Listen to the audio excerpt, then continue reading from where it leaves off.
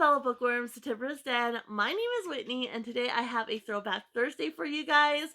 Finally off the horse portion, and we are now on to the dog portion, which is a lot shorter. But today I thought we would start with an old classic, which is, of course, Old Yeller by Fred Gipson. And then we're also going to be talking about Champion Dog Prince Tom, which was by Jean Fritz and Tom Clute. So, got both of these we're going to be talking about. Definitely going to start with this one because I think most of us are familiar with Old Yeller and we know how it ends. So we're going to talk about that later because I don't want to talk about it at all. But of course, before I get into it, if you could go ahead and remember to give this video a like, it does help out the channel a lot. And don't forget to subscribe and hit the bell notification so you don't miss out on a thing. But yeah, let's talk about Prince Tom here. So, um, in this one, Tom Clute, one of the authors, was the owner of Prince Tom. And so it's kind of his story and his journey with Prince Tom. And so basically what happens is he notices an ad in the paper for Cocker Spaniel puppies. He mentions it to his mom who is visiting because it's almost his birthday, who then decides he needs a puppy because he hasn't had one since his dog Prince died. And so she ends up calling up one of his friends and she goes to look at these puppies. There's only two left. Prince is the runt of the litter, and the parents were like these black cocker spaniels, just really beautiful. And so you have this little blonde cocker spaniel that's the runt of the litter. And so nobody's really interested in him. And so his friend goes and looks, Tom's friend goes and looks, and there's these two puppies. And so of course the owner of the female brings out the black puppy thinking that's the one she's gonna want, and Prince just has this very big personality, and so he's barking and he's running around, and so she wants to look at that one and she decides that's the one she wants. And so in the beginning of the book, there was no plans to make him a show dog or anything like that, do obedience trial, do hunting, anything like that. But he takes him over to his friend's house frequently, and there's all these children, and the oldest boy, really connects to Prince Tom and decides that he should, be shown and be taught obedience and then go on to hunting and such. So he kind of encourages the owner Tom, um, and just encourage him. And initially they teach him all these tricks and they just kind of talk to him like he's a person. So he does all these tricks and such, and so he ends up on a news station because of all his tricks and shenanigans and whatnot. And then they decide to kind of get into obedience, but what I really liked is that it kind of has points where it's almost from Prince Tom's perspective. And so he's in these obedience classes and he doesn't understand why everybody's barking at him and why his owner's not talking to him and such like he normally does. And so I like those little glimpses of kind of what would be Prince Tom's perspective. I thought that was really, really cute. And so he kind of struggles, and the instructor's thinking like this dog's not going anywhere. And so the owner ends up kind of working with him on his own and starts actually talking to him like when they were teaching tricks versus barking commands at him. And I really enjoyed the personality of Prince Tom. It reminded me a lot of Boo Boo. She has such a zest for life. Like you're not gonna get far trying to contain that.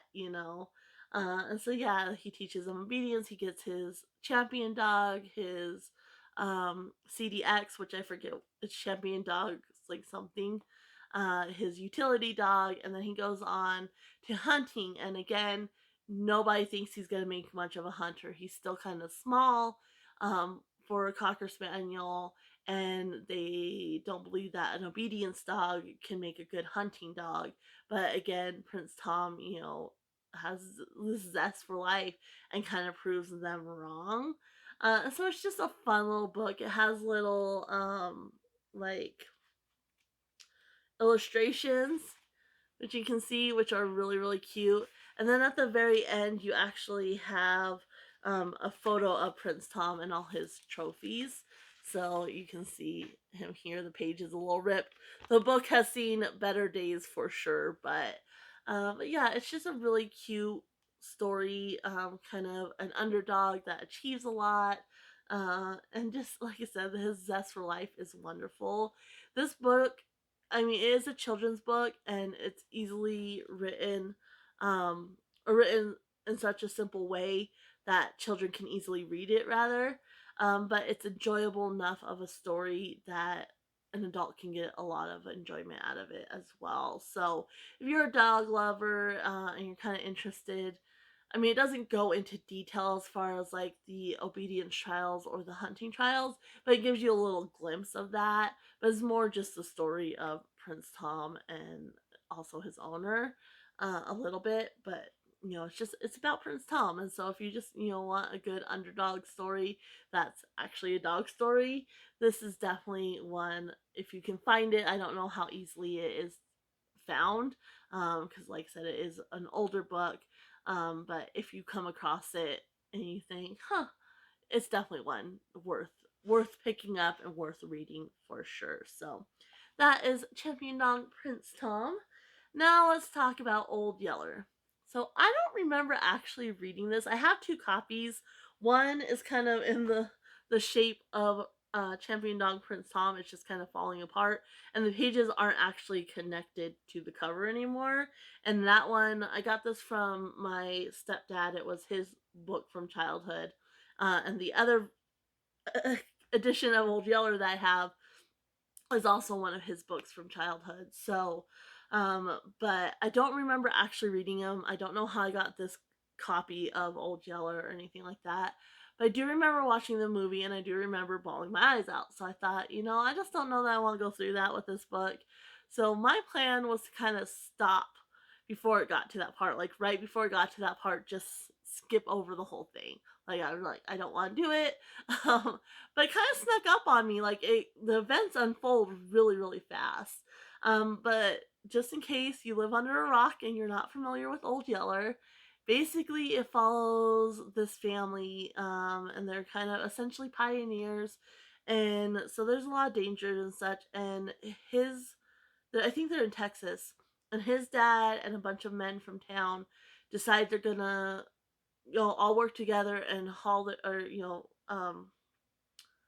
not haul, but move their cattle to this auction in, I think, Kansas, if I'm remembering right. And so the oldest boy, I think he's 14, he's kind of left in charge. And he wants a horse. He had a dog and then it got rattlesnake bit, and so he doesn't want another dog. But his dad's like, you should get a dog because they're invaluable, especially out here. He's like, no, I want a horse. So his dad promises him, he can take care of the family and the farm and such, and everything. When the dad gets back, he'll bring him a horse. And so this old dog ends up showing up. And at first he hates the dog because it steals like the last little bit of meat they have. And his little brother is a pistol, let me tell you what. And him and the little brother are always getting into trouble, like swimming in the drinking water and such. So at first he hates the dog, but then the dog kind of ends up saving him. And so he comes to really rely on the dog and fall in love with this dog, right? And the whole time you have hydrophobia, which is rabies, which is a risk. And like their one neighbor mentions it, and then the owner of Old Yeller ends up coming by trying to find his dog, and he mentions it like it's a big issue, like and so it's just really, really sad. Like we all know rabies, and if you've read Old Yeller, like you know how it ends, and it's just really heartbreaking. I mean, and there's like kind of this journey, and um, he's a young boy and he's taking care of his family farm, and just the sacrifices this dog made for the family, like time and time again. Like it's just so heartbreaking. Like I was upset before it ever got to the end. Like there's something that happens, that I don't remember. It's been a long time since I've seen the movie, but I obviously, have an impression of like the ending of the movie, and I don't know if all the events of the book are in the movie or not because it's been a long time. But yeah, it's really, really upsetting. And then just what happens in the end. I mean, I'm just sitting out there bawling. It was bedtime, and my husband's like, hurry up. I'm like, I'm almost done. Like I said, I planned on skipping over that part because I didn't want to read it. So I knew it was going to be upsetting. But I thought, I had this impression of what happened in the movie. And I thought I had time, and it just like snuck up on me. And so yeah, I mean, this is a classic for a reason. I'm really surprised. Like some of the classics that are children's books, it's like, really? Like I can't handle that as an adult and this is for kids? Like, no. But yeah, I really like the whole family aspect. Like I said, his little brother is a pistol. I'm just like, that boy's crazy. And then this dog, like, it's just amazing how, like I said, time and time again, he puts himself at risk for the family. And just a really, really good book, even though it is heartbreaking. Like I said, it's not for everybody to read. It is really hard to read as an animal lover. And even if you're not, like, I don't see how you would not be affected by this book. But it is very, very inspiring and everything like that. Like, you really feel that connection between the boy and his dog, and everything. So, a really, really good read, even though it is a hard one. But yeah, those are the two books I read for Throwback Thursday. You said sad, but again, you have a boy and his dog, and then you have a man and his dog. So, but you also have that boy aspect there too, even though Prince Tom wasn't, I think his name's Nathan, it wasn't his dog. He played a big part and he has such a connection with Prince Tom. So, really, really good books, both of them. Definitely worth the reads for sure. So, I'm gonna go ahead and call it there. Said I have a couple more dog books that I'll probably be getting to next month. So keep your eye out for those. And then after that, I have some like R.L. Stein, like the teenage like um audience R.L. Stein books, and then Christopher Pike and such that my sister had.